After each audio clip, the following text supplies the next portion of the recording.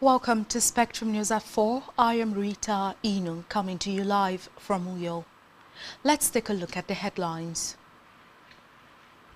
Supreme Court strikes out Osun'S suit on withheld local government funds.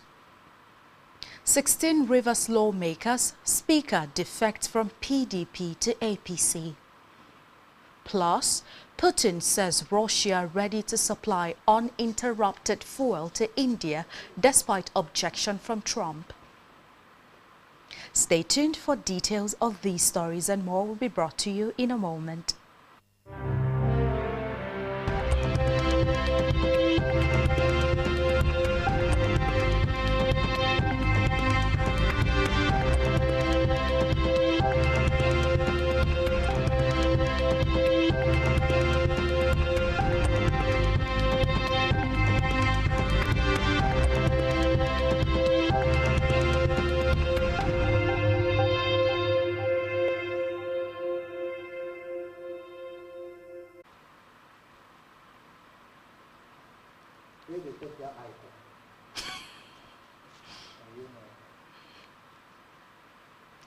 Good afternoon and many thanks for staying tuned. We begin the news this afternoon from the Red Chambers where the Senate has raised serious concerns over a rapidly escalating lead poisoning crisis in Ojijo, a heavily populated community bordering Ikorodu in Lagos and the Ogun East Senatorial District, describing it as a grave environmental and public health emergency threatening thousands of residents.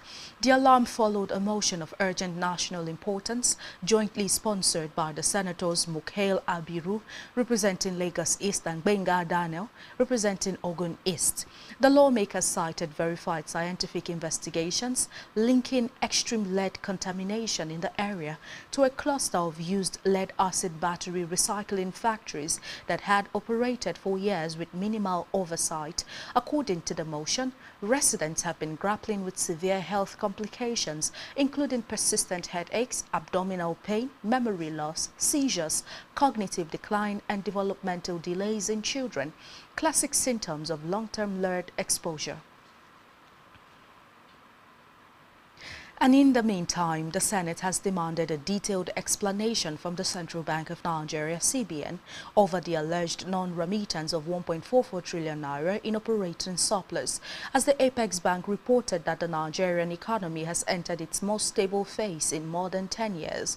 The Senate Committee on Banking, Insurance and Other Financial Institutions, chaired by Senator Tokunbo Abiru, opened its statutory briefing with a firm call for transparency. Senator Abiru said the Auditor General's query on the unremitted funds required a full, clear, undocumented response, insisting that public trust in monetary governance depended on strict accountability. While acknowledging the CBN's achievement in stabilizing the foreign exchange market and reducing inflation, Abiru underscored that such progress must be accompanied by institutional responsibility. Away from that, the newly sworn-in Minister of Defense, General Christopher Musa, has assured citizens that the federal government's renewed security strategies will soon yield visible results across the country. Musa gave the assurance shortly after President Tinubu formally swore him in at the presidential villa, Abuja. The minister, who spoke to journalists, said his immediate priority is to reposition the defense architecture and strengthen cooperation among all security formations. Priority is to make sure that defense takes its place fully in the country. The synergy between the armed forces, and other security agencies, and all Nigerians being carried along, as we have always said, that security is everybody's responsibility. It is that synergy that we need to build on and work on it, and that's what we're going to. And I can assure you, within the shortest possible time, Nigerians will see results. I want to use this medium to appreciate all Nigerians. Nigerians have shown me love, and I will guarantee them that I am going to work whatever it takes to ensure that Nigeria is secured, working together. Yes, I just met Mr. President, and he reiterated his mind on the aspect that we must make sure that Nigeria is secured. Nigerians should go back and sleep with their eyes closed, go back to their farms, schools open without being molested, everyone being carried together to make sure that Nigeria continues to grow in line with the renewed program of the Mr. President. Priority is to On judicial matters, the Supreme Court today struck out a suit filed by Osun's state government that sought to compel the federal government to release withheld allocations belonging to local government areas in the state. The 7-member panel of the Apex Court, in a split decision of 6-1, held that the legal action brought by the Attorney General of Osun State lacked competence, according to report. In the lead judgment delivered by Justice Mohammed Idris, the court held that the LGCs of Osun State lacked the locus standi to activate the Supreme Court's original jurisdiction on behalf of the 30 councils. Justice Idris stressed that the Supreme Court could only be approached as a court of first instance to settle disputes between the state and federal government, and that the LGCs, being legally recognized autonomous entities, were the proper parties to challenge the federal government's action. Meanwhile, the Federal High Court in Abuja has fixed December 8 for the hearing of a motion ex parte filed by the leader of the proscribed indigenous people of Biafra, Nnamdi Kanu, seeking to be transferred from the Sokoto Correctional Facility. Kanu, on November 20, 2025, was found guilty of all 7 counts of terrorism charges referred against him by the federal government and sentenced to life imprisonment.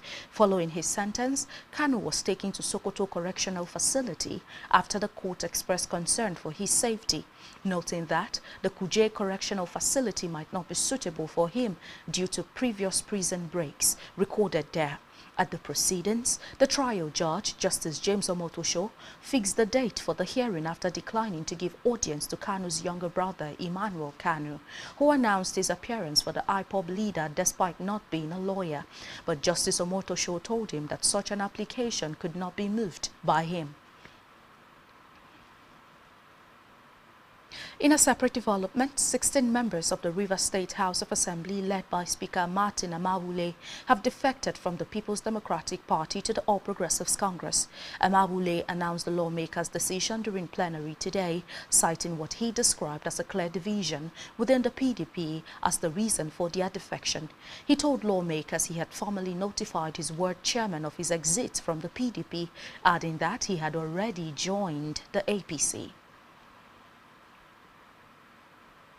Back here, Akwa Ibom State Governor Pastor Moino has said that the soon-to-be flagged-off medical city is aimed at advancing healthcare delivery and boosting tourism in the state, in line with the Arise agenda. Governor Moino stated this while fielding questions from Government House correspondents after his inspection of the ongoing works at the state medical city, comprising Ibom International Hospital, world-class diagnostic center, pharmaceutical industry, housing estate, and elderly home, amongst others, at Ikota Daidem, Ibiono Ibom local government area. The governor, who took a walk around major points in the city, expressed delight at the preliminary works, saying that the project will be flagged off in the new year. He announced his approval for the acquisition of an additional 100 hectares of land to actualize his vision for the medical city. He therefore called on the private sector to partner with the state government in various areas of the medical investments to establish a world-class medical facilities that will stand the test of time for the overall benefit of the people and the state. And now to Africa, where an international non-governmental organization in Burkina Faso said 8 of its members have been released months after the country's military rulers arrested them on accusations of spying. Burkina Faso's military junta, who seized power in the September 2022 coup, revoked the authorization of 21 NGOs working in the country in July, including the Netherlands-based International NGO Safety Organization, INSO. The arrest occurred in July but were only announced by the junta in early October. INSO clarified today that its staff members have been released at the end of October. The 8 members included a Frenchman, a French-Senegalese woman, a Czech man, a Malian, and 4 Burkinabe nationals. And on the foreign scene, Vladimir Putin says Russia stands ready to provide uninterrupted shipments of fuel to India as Delhi faces pressure from Trump to stop buying Moscow's oil. Putin made his comments during a joint media briefing with Prime Minister Narendra Modi while on his visit to India. Putin and Modi also hailed cooperation agreements signed before the briefing, with the Indian leader pointing to the new consulates opening up in Russia. The visit comes against the backdrop of U.S. efforts to broker peace, but Putin warned against the Ukraine. He warned again that Ukraine must withdraw from the Donbas region or Russia will seize it. And still on the foreign scene, Edinburgh Airport has suspended all flights this morning following an issue with its air control provider. The airport said its team's working on the issue to try and resolve it as soon as possible. Passengers have been advised to contact their airline for the latest information.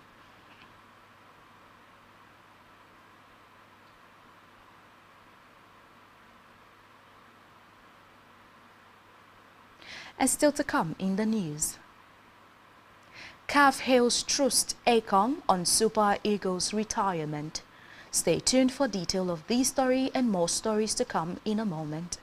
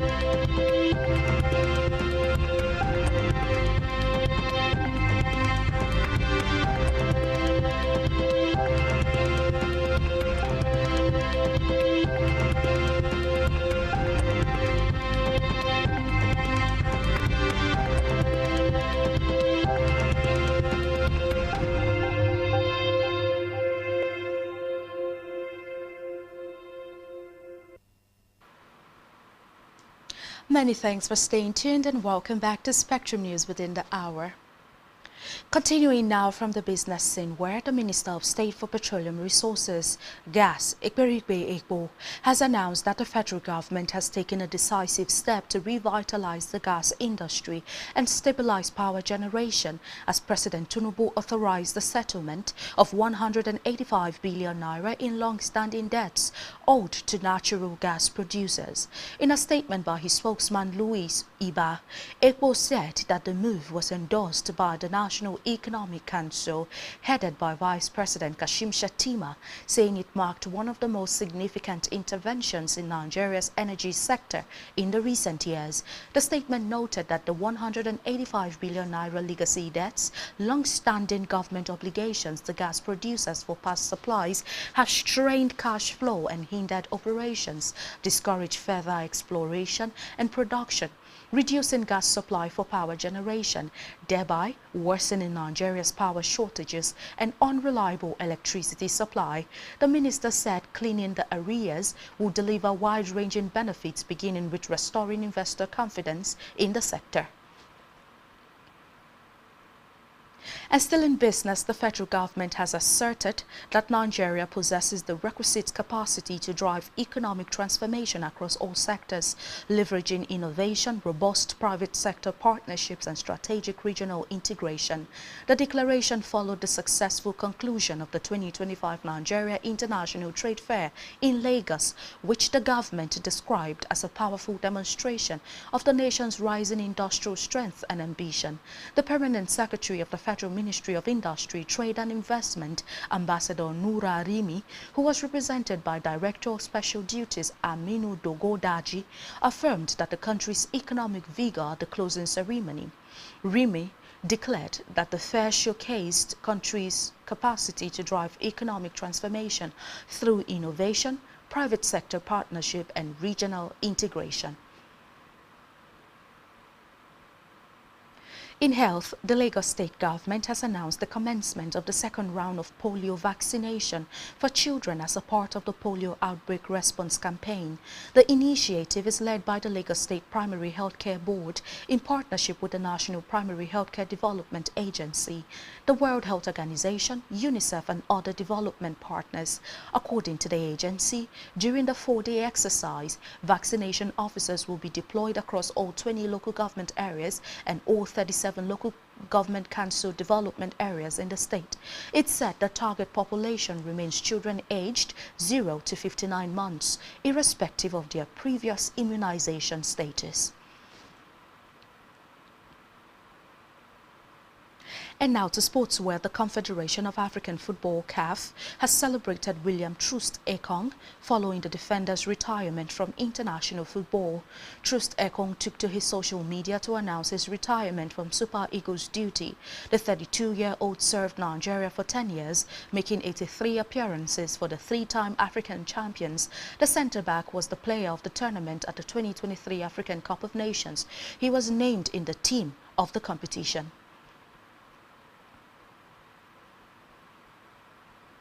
And still in sports, Wilfred Ndidi will captain the Super Eagles at the 2025 African Cup of Nations following Williams' retirement. Ndidi, who captained the Super Eagles at the 2026 FIFA World Cup playoffs in Morocco last month, will now officially take up the role at the AFCON. The midfielder and winger, Moses Simon, are currently the most senior members of the Super Eagles. Simon is expected to be named vice-captain. Ndidi, who made his debut for the Super Eagles in August 2015, has 71 caps with the team.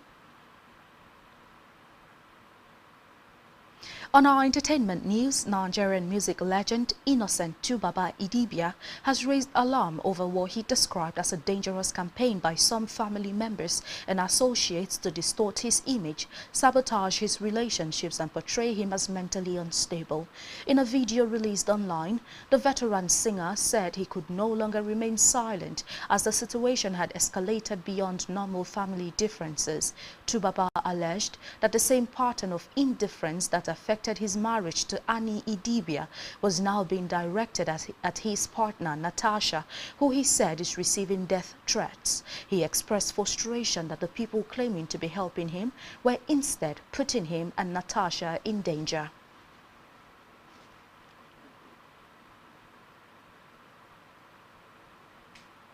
And that's all we have for you on the news at this time. Do ensure to follow us on social media and subscribe to our YouTube channel, all of which you can find on our website, spectrumtvlive.ng.